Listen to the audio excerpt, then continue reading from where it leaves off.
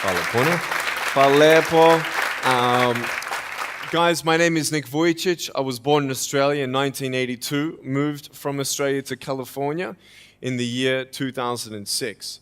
And my life story, I'm just thankful that people have seen my life on some sort of level, whether it's just YouTube videos or seeing pictures of a limbless guy's smile. People always ask me, what happened to you and how did you overcome what you've been through? The title of the message that I've been given is Transforming the Walls into Doors. When I speak corporately, the line that I like to use is changing obstacles into opportunities. Now, I'm very well aware to share with you as well, I know that there are 1 billion people going hungry today. I know that this year 1 million people will commit suicide. It's 1 every 40 seconds. I know today there are 120 million slaves, and I've met sex slaves, and I've seen the top of the pyramid as far as business and met the billionaires. I've met bankers, and I've also met orphans. We're all looking for something. We're all looking for hope. Hope you can't just have just because you were born with hope. No, we're born with pain. We're born and live through difficulties. And in our life, my parents always taught me that even though we don't know why I was born this way, that we have a choice. Either to be angry for what we don't have, or be thankful for what we do have. The power of that choice was the first thing that I had to overcome and decide for myself, especially in the early years of school. A lot of kids would come up to me and tease me. And I've been speaking at 5 congresses. I've met 7 presidents all around the world. My largest crowd was 110,000. I have 30,000 invitations for me to speak.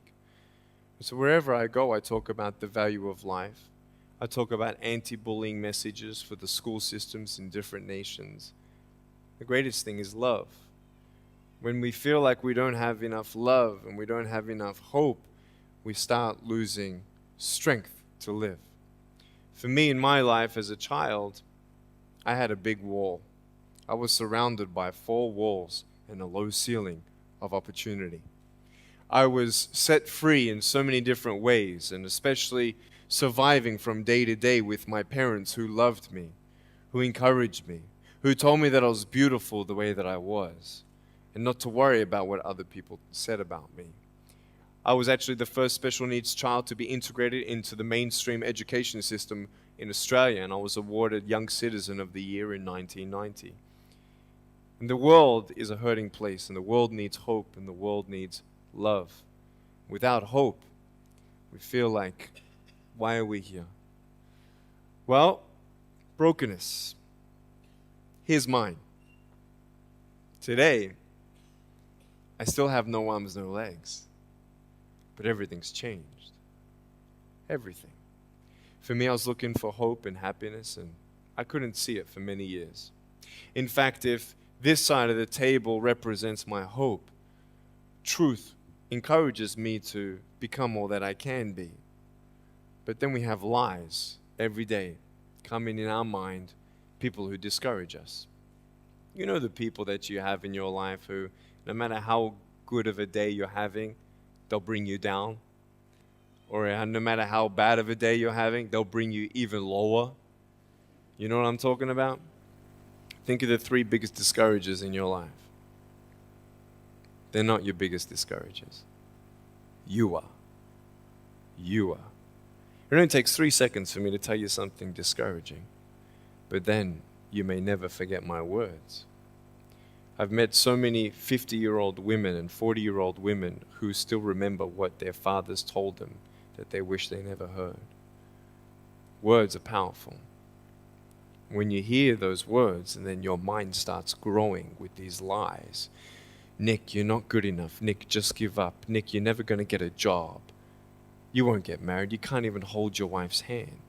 What kind of a father are you going to be if you can't even pick up your kids when they're crying? You're alone. Sure, your parents hug you, but their hugs can't heal you. Just give up. Just give up. Just give up. Just give up. Just give up. At age 8, I thought that I should commit suicide. Why? Because I didn't have hope. I thought I didn't have hope. Today you can see that I had hope. What's the word? Believing in something you do not see. Faith. Words can only do so much. Hugs can do much more than words. But when hugs can't do anything, that's where faith kicks in. For me, words and hugs were not enough, but I had no faith. So I tried to give up. At age 10, I tried to drown myself in 6 inches or 15 centimeters of water. In my home, I told my dad I just wanted to relax. But really, I wanted to end my life. I had enough. Dosta mi bio.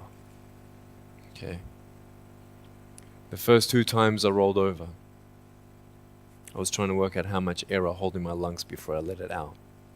And the 3rd time, in my mind, knowing that I wanted to get out of here because of the bullying in my life, because I was going to be a burden to my parents and I had nothing to look forward to, I realized at that moment that if I actually went through with committing suicide, I would leave a greater burden for my parents than they already had. So there was one thing less hopeful or more burdensome than having a child without limbs. What is it? A child without limbs who gives up. So when I saw in my mind my mum and my dad and my brother crying at my grave if I went through with it, that one thought saved me. If my parents never told me that I was beautiful the way that I was, if my parents never told me that I was special and that I was loved, I wouldn't be here today. So I encourage every single parent who tries their best to encourage their teenagers. Especially in the West, many teenagers put a do not disturb sign on their door. I'm sure, the conversations all around the world between a parent and a teenager. How was school? Fine. What'd you learn? Nothing. Did you do your homework? No. And that's the conversation for the day. And when you try to tell your children that they're beautiful, so of course I'm beautiful. I'm your son. I'm your daughter. Of course you're going to say that. But they're right. Every single human being has value, and my value is not determined on how I look or what job I have or where I'm from, where I was born, how much money. All that stuff is nothing. So many teenagers, tease each other for how we look, and I tell the teenagers, do you think that I'm cool enough to be your friend? They're like, yeah, of course. I said, but I have no arms, no legs. And they said, doesn't matter. I said, really? So it doesn't matter that I have no arms, no legs? I said, no, it doesn't matter. I said, then actually, if it doesn't matter, then why do we kill each other with our words if it actually doesn't matter? Why do we look ourselves in the mirror and see ugly instead of valuable? I want to ask you today, what are you looking for? If I gave you $1 billion, would you be happy? If you gave me $1 billion, I'd be very happy. But then if my mum dies tonight, am I happy? No. With all the money in the world, I'll never be happy. Why? Because money is something that cannot heal the soul. So many teenagers are looking for love, which love does heal the soul. Love does complete the soul. But even sex before marriage, I was a virgin before I got married. Yeah, I've got a gorgeous wife. We're pregnant with our first son. And I don't need hands to hold her hand. I only want to hold her heart. And how am I going to hug my kids? So many kids, they come up to me. It's amazing. They put their hands behind their back and hug me with their neck. And I've realized in life, even the worst parts of my life can be turned into good. And they're even more special. So many teenagers, they're looking for love. So they're going to go do this and go do that and have sex before marriage. For me, sex out of marriage is like a $5 Gucci watch. Sex within marriage and having sex with someone who loves you, who's committed to you for the rest of your life, going to be the mother or father of your kids. That's what love is. You can talk, you can sleep with as many people as you like, but never know for sure, do they love me? Love is a lifelong commitment. You see, there are choices in life, and we're looking. I want to ask you, what are you looking for? Well, if I can just get drunk, why not, man? I only live once. Well, if that's the way you believe, great. But for me, I'm a greedy man. I don't want to live for 90 years. I want to live for billions of years. And I know that every day my choices will affect this life, other people's life, and my eternal life. You got to come to the truth of knowing who you are and why you're here. William Barclay, he said, the greatest 2 days in anyone's life, the day you were born and the day you knew why. So, you're ugly. No, I'm beautiful the way that I am. And if you can't believe that for yourself, so many girls especially stay with their emotionally abusive boyfriends. Because if I break up with him, then who's going to want me? See, we all want love. That's why we do what we do sometimes. To get into the crowd, I'm going to swear, I'm going to be cool. That's what this world is. I want to look like her. If I was taller, shorter, smarter, more popular, whatever you want. It's not enough until you find the truth.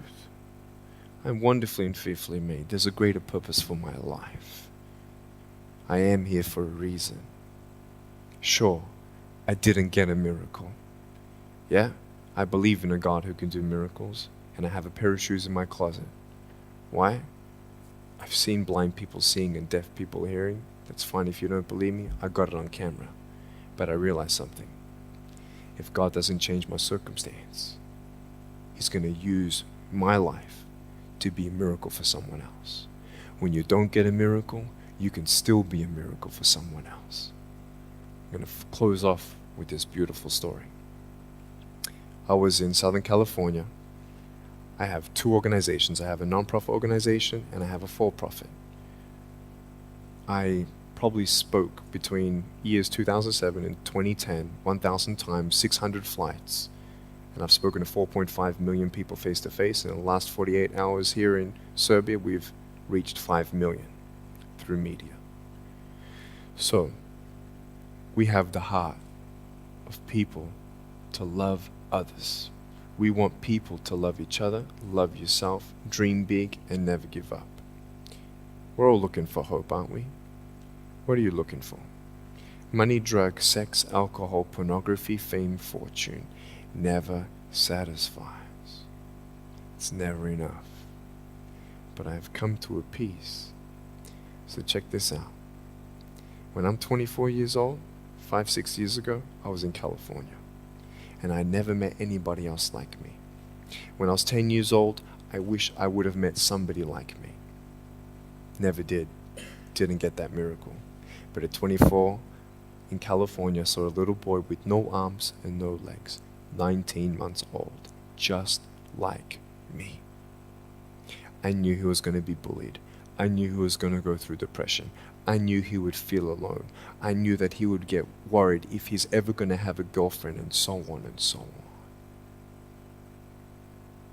I got the father to bring him up on stage in front of 2,000 people. And everyone was crying. And it was a materialization of when you don't get a miracle, you can be a miracle for someone else. I am not a superhero. I go through ups and downs. So do you. But take one day at a time. And if you haven't found that peace of knowing who you are and why you're here, and where you're going when you're not here, for me, I want you to know that's how I've overcome. I don't have any walls. My book's called Life Without Limits. And what will be, will be. I've acted in a short film, 30 awards. I got Best Actor in a short film. I've done my own music video. I've written 2 books. First book, 30 languages, 800,000 copies. I'm 29, and we know 1 billion people know who I am. Not to bring up my pride or my name or my status. Trust me, I'm just like you. But I hope you are inspired to know that if I can dream big, then so can you. There are no walls. Find your peace, and you'll make your walls doors. Thank you so much.